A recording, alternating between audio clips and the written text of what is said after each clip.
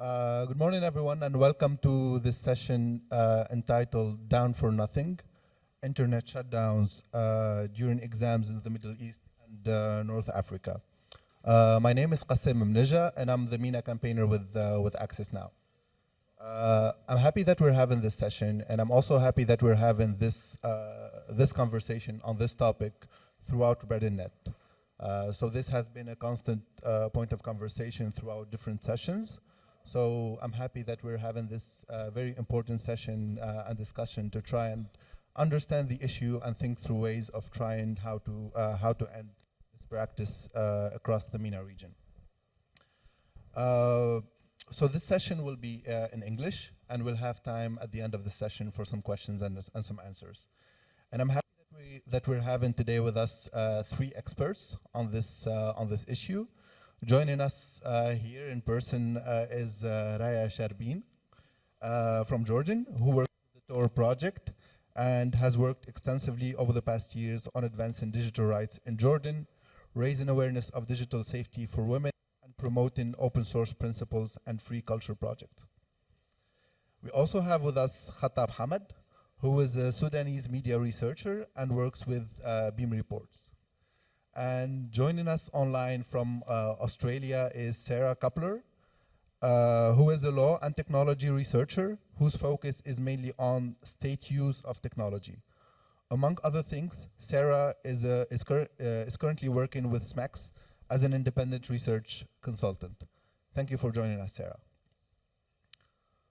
So at Access Now, we work extensively with civil society organizations across the globe on the Keep It On Coalition, which was launched in 2016 and tries to organize civil society and activists across the globe to try and put an end to the practice of internet shutdowns across the world.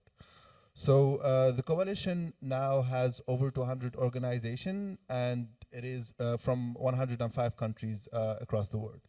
And these organizations throughout this coalition, we use different techniques from grassroots advocacy, from legal intervention, from grant making, from private and public advocacy with governments and with different stakeholders to try and put an end to this practice.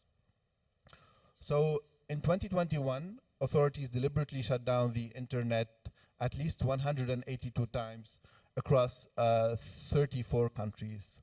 So this is an increase from 2020, and we're seeing a pattern here, in the rise of digital authoritarianism, and one of this is the constant deliberate internet shutdown, which is most of the time used to hide, to oppress people, to suppress protest, and to hide human rights violations.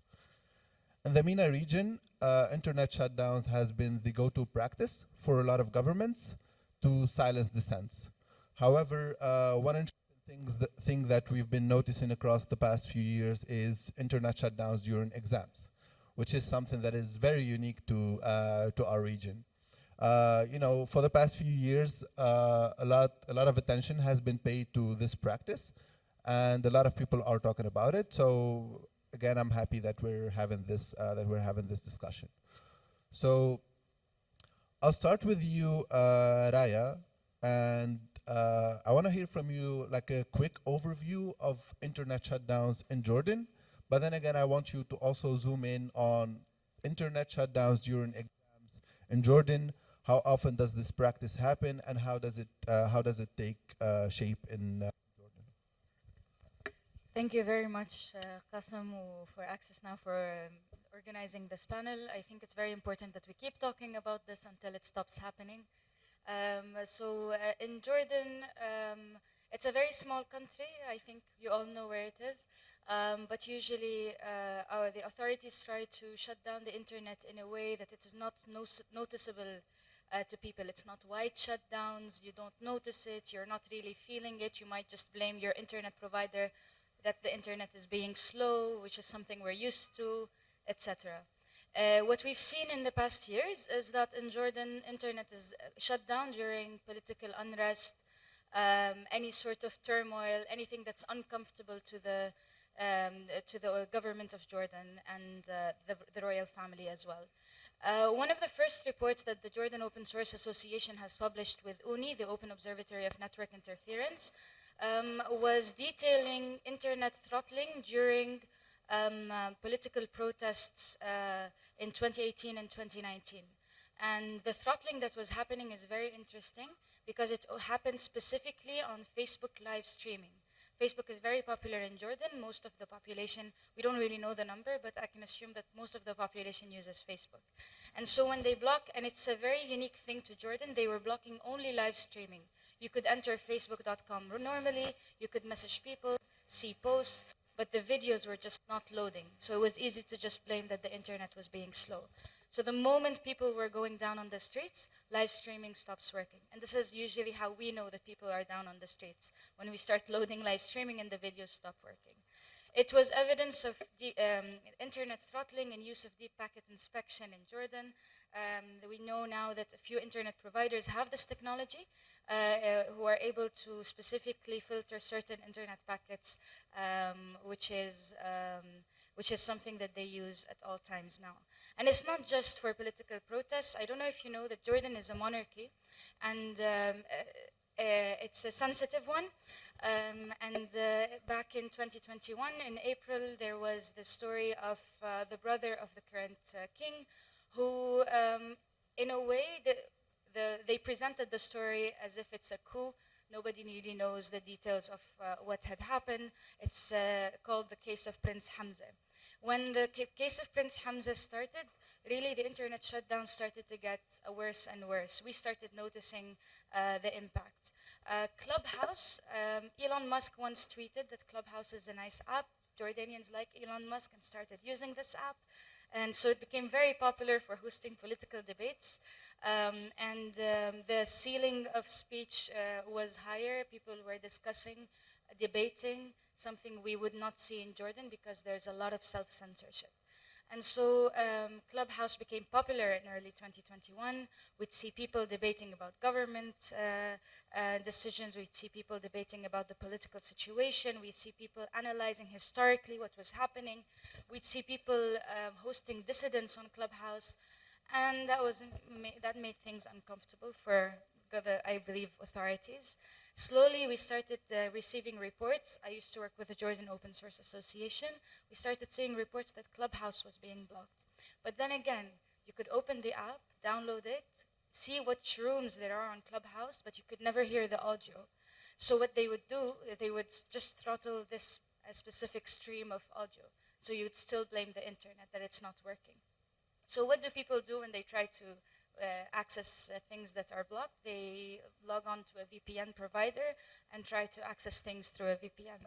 So I believe a week or two after Clubhouse was blocked in 2021, we saw that actually VPNs started being blocked, commercial VPNs. So very popular VPN servers started being blocked. People couldn't even bypass censorship of services. I can tell you one story as well. At the time, we were trying to promote open source VPNs that people can download on Twitter. And so we had a link of, it was Lanter, Siphon, you know, the popular open source and very well audited VPNs that we usually promote in these times. And what had happened, we promoted it. We said to people, click on this link. It was a short link service that we were using. Click on this link and you'll get a list of VPN providers that we recommend that are available on multiple operating systems. A day or two later, that specific link was also blocked. So even anything that has to do with VPNs. VPN web pages until today, if you go protonvpn.com, nordvpn.com, TunnelBear, on multiple internet providers, the pages themselves are blocked, so you can't even create an account, or if you have an account, you can't change your password or renew your subscription, etc. So it's a hassle, but you really can't never tell. It's not a wide shutdown, it's very specific. And this all happens like in a way that you would not notice if you're not really working in digital rights. The only time you notice it is during exams, because it's the only time that the government actually goes out and publicly announces, comfortably announces, that they're about to shut down 8 applications during exam times. And it's very specific because they say, we're going to shut down the following 8 applications. It's going to be only around the schools and public schools. and then it's going to be only from 8 p.m. until the exam finishes. The main reason, we want to prevent cheating. And honestly, I don't know which schools still allow the students to take their phones inside the exam room. But I can't imagine a scenario where this is an excusable reason. And what is interesting in that time in Jordan is that not only is it a transparent way of announcing that the censorship is about to happen, it's also a decision that comes out of the Ministry of Education. You know, separation of power comes between the ministries in Jordan and not among the people. So it's a bit weird that the Ministry of Education comes out with a statement to say we want to censor the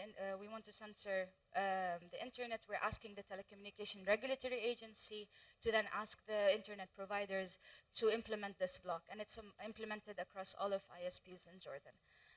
So this is specifically how it is. If I want to zoom in, like really, it's for me, it's not a. It's a very interesting way that Jordan really tries to keep its image clean in front of people as a country that hosts refugees, as a country where there is coexistence and tolerance. You know, they try to keep up this image. So they really don't want to implement wide shutdowns at all time or really show any face of repression. It's a very under the table. You will only notice it if you really live in Jordan full time or have tried to live there. And it's the same, it's something that translates into the online world and how censorship happens. Thank you, Raya, for this overview. And it's interesting to hear how Jordan implements internet shutdown. And I want to get to you, Khattab. We know that authorities in Sudan have been shutting down the internet and recently in the past few years. And this practice has been done mostly to hide human rights violations. I want to ask you if you can give us also an overview of the internet shutdowns in Sudan, how and when do they happen, but also I want you to tell us about how this practice has been weaponized during exam time in Sudan. Thank you, Qasim, and thank you to Access Now for hosting this session, and thanks for Raya for this introduction and overview of internet shutdown cases in Jordan. About Sudan, the first internet shutdown has been implemented in 2010 during the national elections when they blocked YouTube, when a leakage of videos that shows the election fraud. And then in 2013, they shut down the internet during protests when they killed more than 100 people in 1 week. Also, they shut down the internet in 2018 in December until April 2019 during the Sudanese revolution. When the internet came back, they blocked the social media, Facebook, WhatsApp, Instagram, and Telegram. It lasted for 37 days. Also, they shut down the internet after the coup in 2021 in October. And there are some events that happened, like exams, tribal conflicts, human rights violation in specific regions, specific areas in Sudan. They shut down the internet without justification. The only justifications that they usually use is national security. And the shape of internet shutdown in Sudan is usually they shut down the mobile data without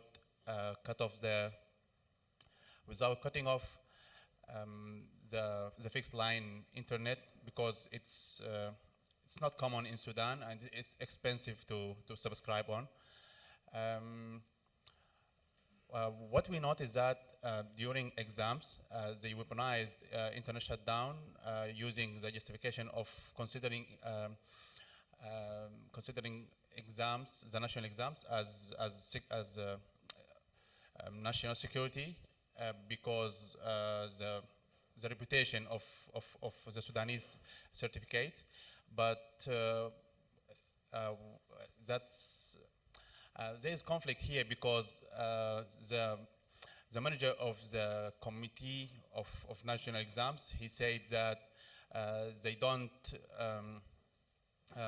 they prevent even the officers in in the schools, even the officers of the exam centers to take their phones with them, to take any electronic device inside the school or inside their offices. So why do you shut down the internet?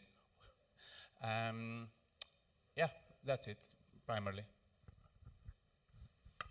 Thank you, Khattab, and we'll come back later to talk more about, the reasons or the arguments that these governments present in each country. Sarah, I want to move to you now. I know that you've worked with SMEX on a research that documents internet shutdowns during exams in the MENA region and its impact. And this research covered 4 countries: Jordan, Sudan, but also Syria and Algeria. I want to ask you more specifically about Syria and Algeria, and if you can give us an overview of how internet is shut down during exams in both of these countries. Yeah.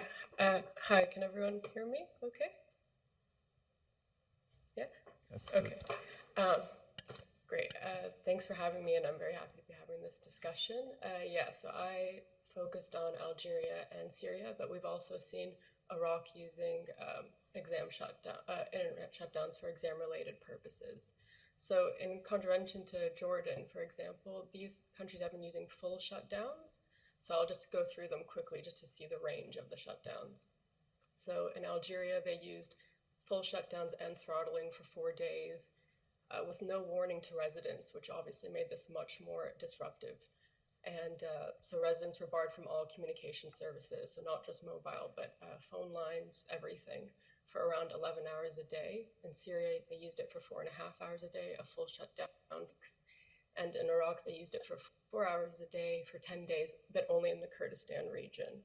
So in all 3 instances, the government has to have very strong control over the internet and the infrastructure to make these shutdowns much easier to implement. And I'm sure it's very similar in Sudan and in Jordan. It's often the case that at least one of the telecommunication providers is state-owned, or at least, which is the case in Algeria, where the main one that is used by most people is Algeria Telecom. But if it's not state-owned, they'll have it within the internet service providers' contracts that they must follow communication by the telecommunication minister, which is the case in Algeria and also the case in Syria, where they have to sign a memorandum promising that they will do this. So this can only really happen if you have very strong control over the internet. And similar to Jordan and Sudan, countries that are using exam-related shutdowns are using them for other purposes. We've seen this in all 3 countries I've just mentioned. If it's not yearly, it's pretty regularly usually for anti-government protests. Thank you, Sarah, for this overview. I want to move us forward, and I know we, in our region, sometimes I think that there's a tendency to group all countries together, and it's the MENA region. It's something. If something happens in Jordan, it must be happening in the same way in Sudan and other countries. But we know that each country is specific, and with that, each government has found its own ways to be, to be original and to come up with different arguments or let's say excuses to shutting down the internet. So I wanna talk more about that and ask about the different arguments that these governments present, and also to hear from each one of you about whether you think that this practice has been really effective or not in whatever the government has been saying. And maybe I'll start with you, Khattab, since you mentioned the issue of national security in Sudan. But I'm interested to hear from you if there's any other specific arguments that the Sudanese authorities present. Okay. Actually, national security is the main justification, but they also mention a kind of saving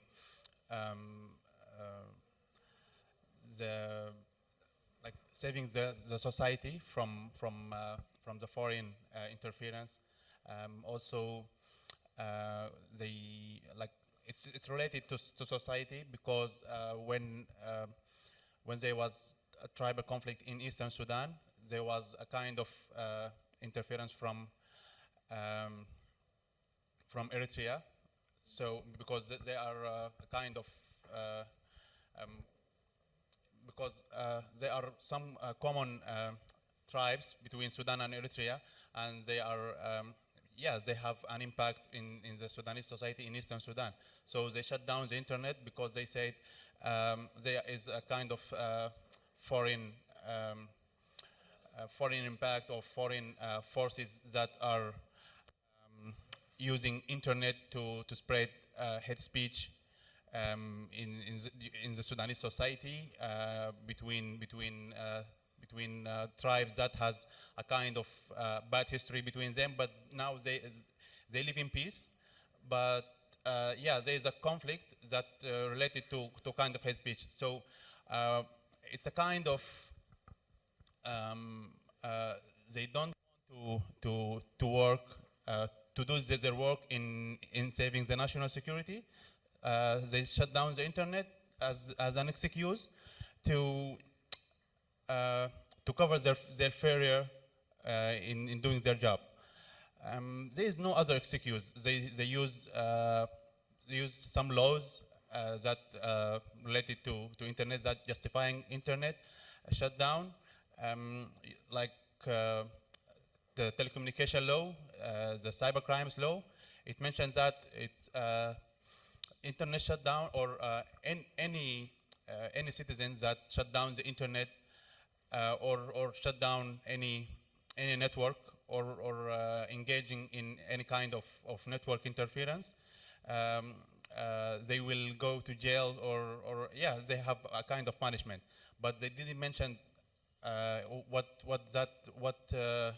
if the internet shut down or any kind of network interference came from state.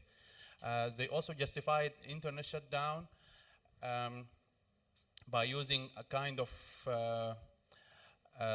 they used the term of the special a special authority without defining what is the special authority. Is it the police? Is it the security forces? Is it the president? They don't define anything, and they use these vague terms to justify internet shutdown to be lawful. Yeah. Thank you, Khattab. I think that each time we hear new reasons. Sarah, I wanna ask you specifically about Algeria and Syria, about what reasons or arguments the government has been presenting, mainly in the case of Algeria, because we know that this practice has been taken place, I think now for over 7 years. So I'm interested to hear what the government there is saying, and whether this practice has been proven effective or not by authorities, whether through data or research or any statistics that they have presented. Yeah. So the main arguments for Algeria tend to be that they had widespread cheating for a very long time, and that it was turning out to be like 50% of students were cheating in exams. So, and then with the way the internet is working, with the speed and the pervasiveness of the internet, the way social media works, they need to implement an entire shutdown to prevent cheating, and that other measures aren't enough. This is particularly interesting for in Algeria's case because they have invested in surveillance cameras, metal detectors, jamming technologies around the university, around schools, not only universities, and also have very strict legal consequences if students are found cheating, which can end up with students going to jail for up to 1 year if they're found cheating. So they're using really strong measures, but they're still arguing that this is not enough. It's very clear that this isn't working though, which we can find quite easily because of their legal consequences. And in 2021, 77 students were charged with publishing topics and answers of the baccalaureate exam using remote communication tools. So we can see this isn't really effective. Syria has also announced that they're investing in encrypting exams and using surveillance cameras, but are still arguing that they need to prevent leaks. It's also pretty interesting because both Syria's Ministry of Education has promised to end the practice, but they coordinated with the telecommunications minister to continue the practice. And the Algerian president has also denounced the use of exam-related shutdowns and yet it has prevailed. In Algeria's case, they're also trying to create a more digitalized economy, which shows a really big disconnect here, because you can't really have a digital economy if you're continuously shutting down your internet like that. It's like a precursor to digital economy. So the arguments and the reasons don't really make sense, and the tactic is not effective in all cases that SMEX has studied. So yeah, it's a very strange practice. Thank you, Sarah. And it's interesting to see how, how governments are willing to really invest in new mechanisms and tools to try and, prevent cheating or the leaking of exams, but, without really trying to understand the issue and try to fix it from its root causes.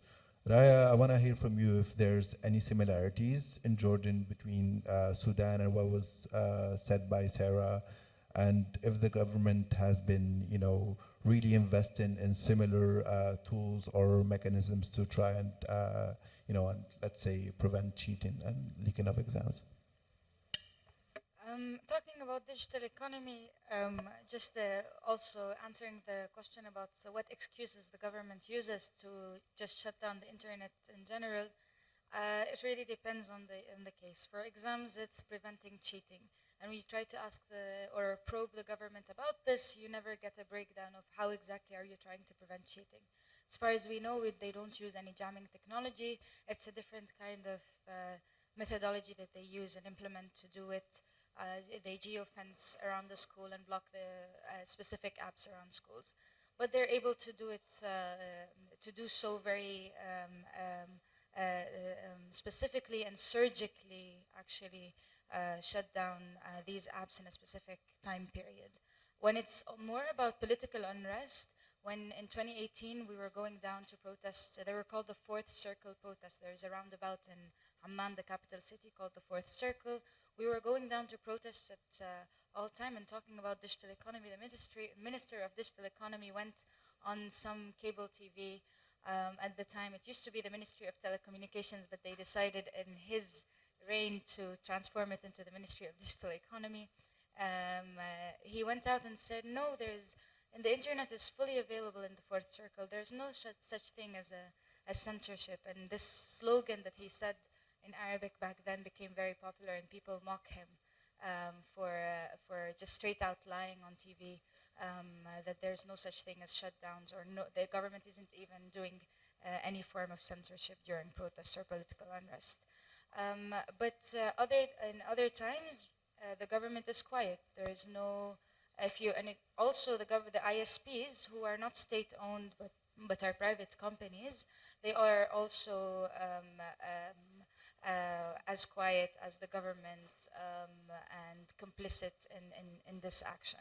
If you try to call an ISP in Jordan during a shutdown, they usually give you the regular answer, oh, it seems to be a network error, we're sorry about the inconvenience. Or during the Prince Hamza unrest, it was more, what was the excuse they used? Oh, we're renovating the entire network. Suddenly, all of the ISPs in Jordan were renovating all of the networks and their cable infrastructures, and we had to just live with very bad internet, and actually we couldn't even make phone calls at the time. So it's more about, it's crazy to me that exams is the only time where they actually have an excuse that they can use, which is just preventing cheating. For me, it's silly that they're able to invest in such a technology to control, repress, oppress, and they're not even able to invest this in actually improving public education in Jordan. Thank you, Raya. And I wanna focus on one point that you mentioned is, how the economy and how costly this practice is for companies, for the government, for the people. And Sarah, I know that in the research that you worked on with SMEX, you focused on the impact of shutdowns during exams on the economy, but also on society. If you can give us an overview of and a few examples of of the impact that this practice has had across the region in terms of the economical impact, but also societal impacts. Yeah, so SMEX has also gathered some testimonials to explain how disruptive the shutdown is, so I think I'll use those as examples to explain. So if we're looking firstly at the education sector, we're seeing students show that this being a huge impediment to their education, with schooling being disrupted, not being able to take their classes, submit assignments. One Syrian nurse was taking an online course and was not able to complete the project because she couldn't get in contact with people she needed to get in contact with, wasting her time and money in that scenario. An Iraqi student mentioned that they had failed their medical exams because they lost connection when they were trying to submit the exam. A teacher explained that online classes were delayed as they waited for networks because, as we know, when you turn off the internet, it doesn't just turn back on like a switch. Turning everything back on is hugely disruptive. Also, it takes a long time. And a teacher in Algeria explained that because they worked online, they weren't paid during that entire week of the disruptions because it was 11 hours a day, which is a huge impact on someone's livelihood.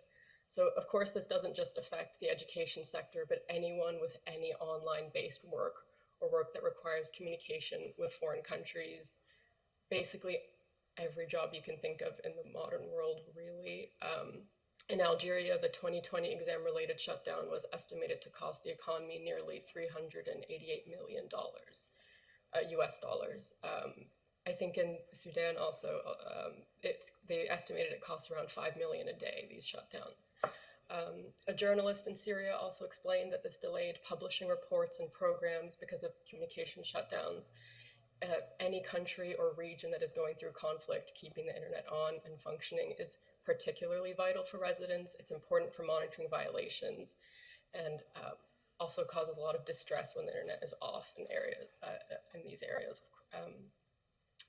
And this also impacts people's ability to communicate with friends, family, anything.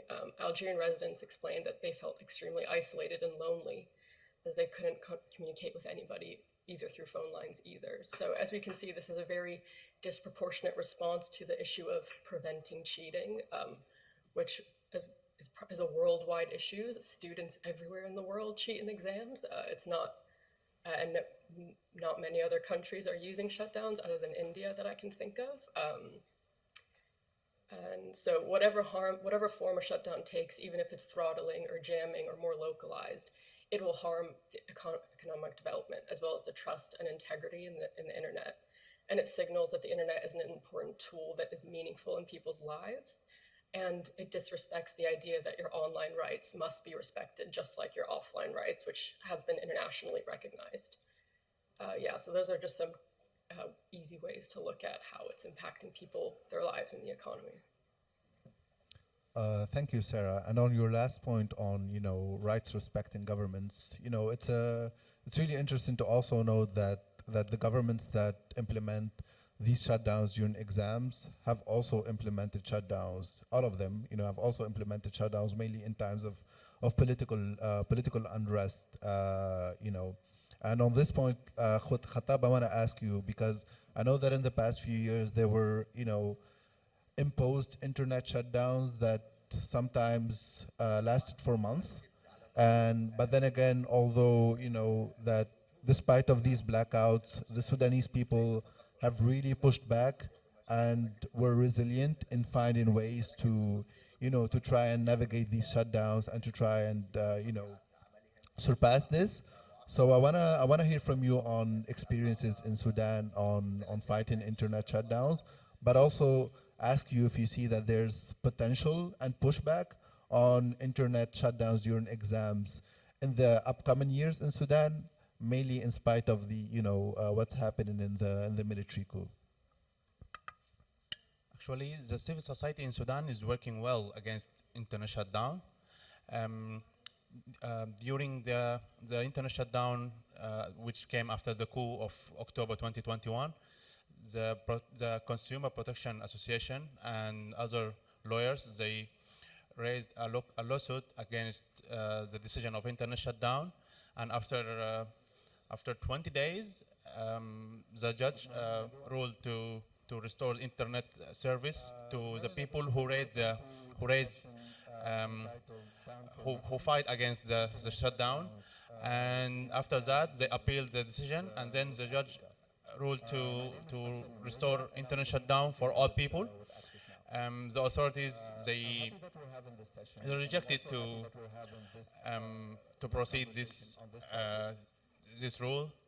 ruling, and then they appealed again, and the judge ruled to actually he issued an arrest warrant against the CEOs of the ISPs, and then they restored the internet shutdown for all people, but they restricted social media, and then they appealed again.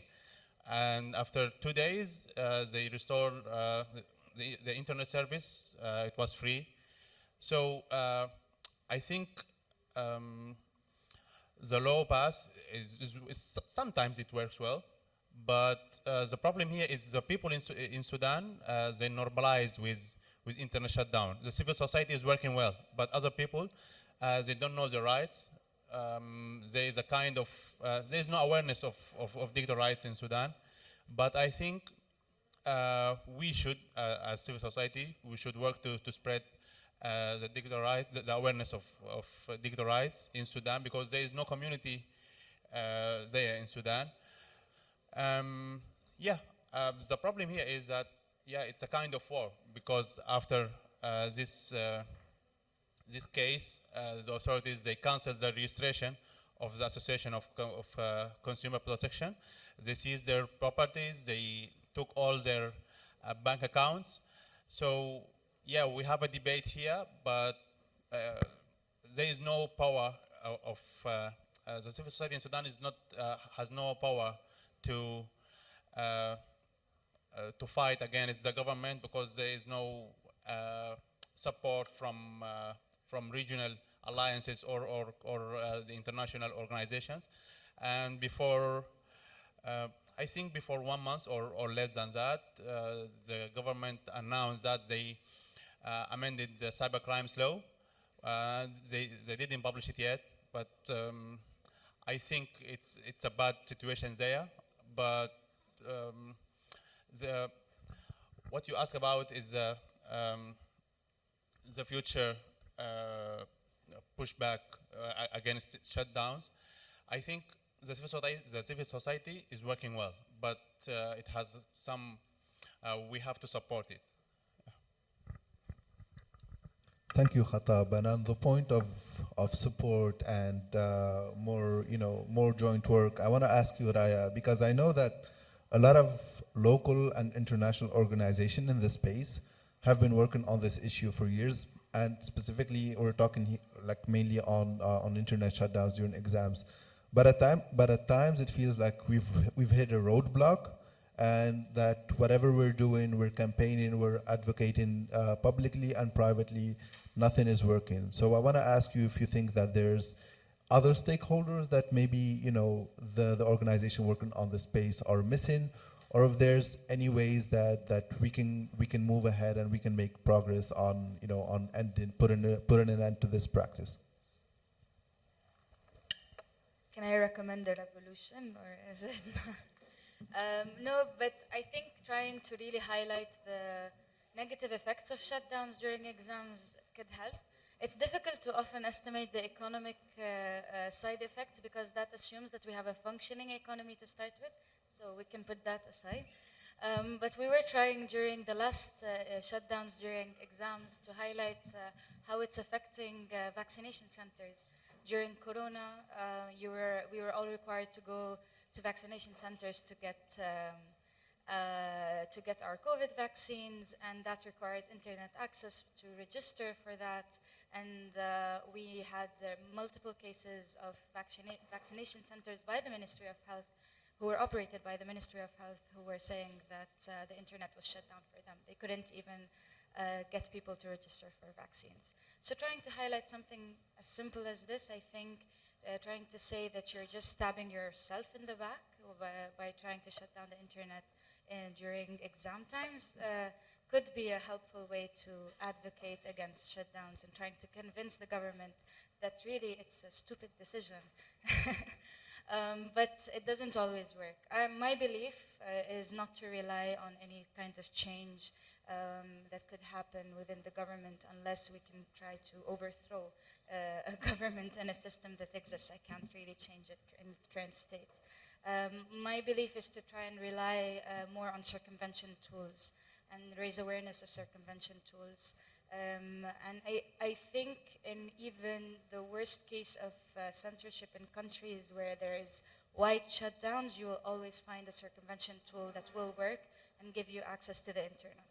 And I think if we try to promote and support and any kind of tools that can give people access to the internet, so they stop really relying on whatever their government decides to do with the internet, I think that's our best case. And the more we support open source tools, the more we promote and raise awareness of them, the more we localize them in multiple languages, the more we do this kind of work, I think we can exit from our reliance on whatever next government decision is about shutdown. Today it's about exams. I don't know about tomorrow. So, yeah. Yeah, exactly. Today, we don't know what's going to happen tomorrow. But I know that what I know is that we don't have a lot of time left. So I want to open up the space for any questions from the audience. If there's any questions that you'd like to ask.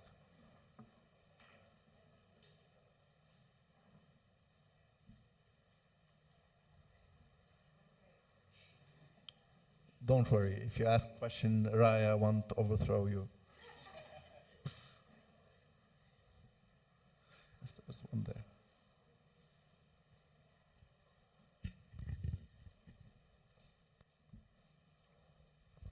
Thank you so much. This was super fascinating. Thank you all for this really great panel. I just want to ask, this might be kind of a basic question, but why specifically are exams the focus of internet shutdowns? I mean, it seems like there's many different sort of areas in which the government could focus a shutdown or reasons for securitization narratives. But I just want to ask kind of a question just around like why are exams today the focus? And then my second question would really be, who is most harmed by these types of shutdowns? Do we have any data on people who would be impacted first or who would be most impacted by these types of shutdowns? Thank you. Thank you. Maybe we take one or more two questions and then we try to answer them. There's other questions from the audience.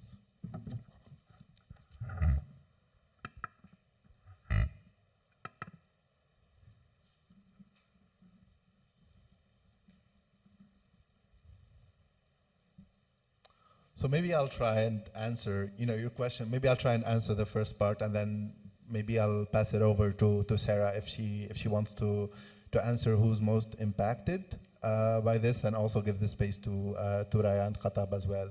We really wanted to focus on on this issue in exams because it's really specific to the MENA region. I know that it also happens in other countries in India, but also on some other countries across the African continent, but it's really specific to the MENA region, and it's one of the things that we're really innovative, unfortunately, and that we're pioneers at. So we've been having a lot of discussions on, internet shutdowns during political protests and all of that.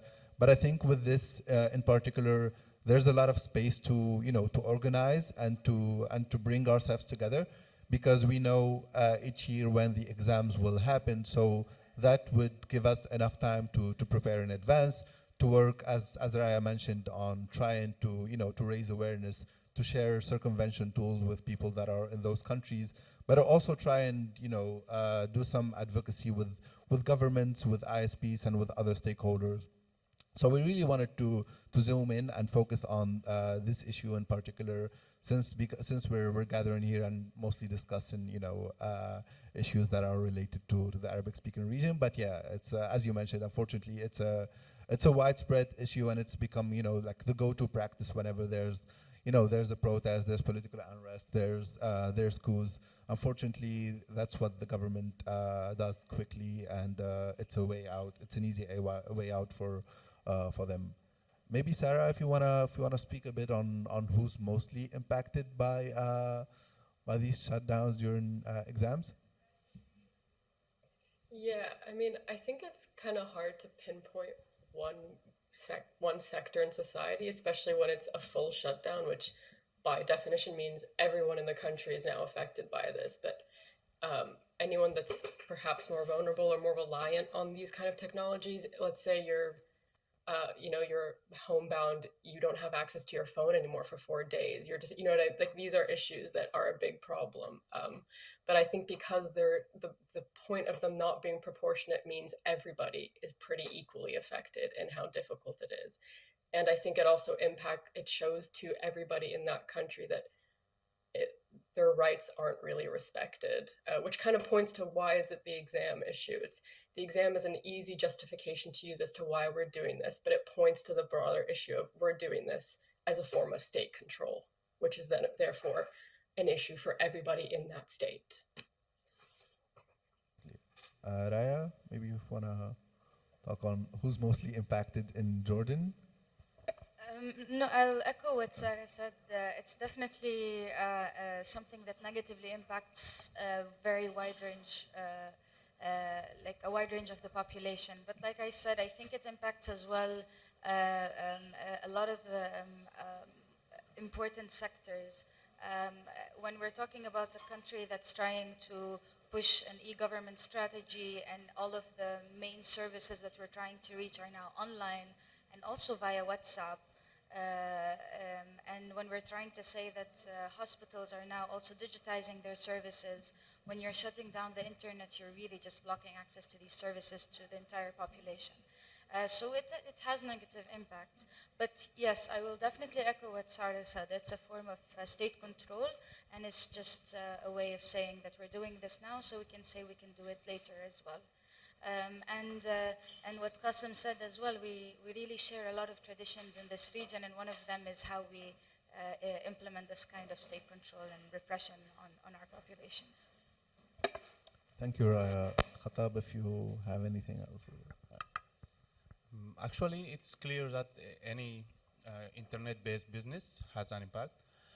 But I have my own story. I was studying cybercrimes policymaking course, and during it was online, and its time was during the time of internet shutdown during exams. So I lost the opportunity to take the certificate. So yeah, it's a kind of impact. So that's my story. What about others?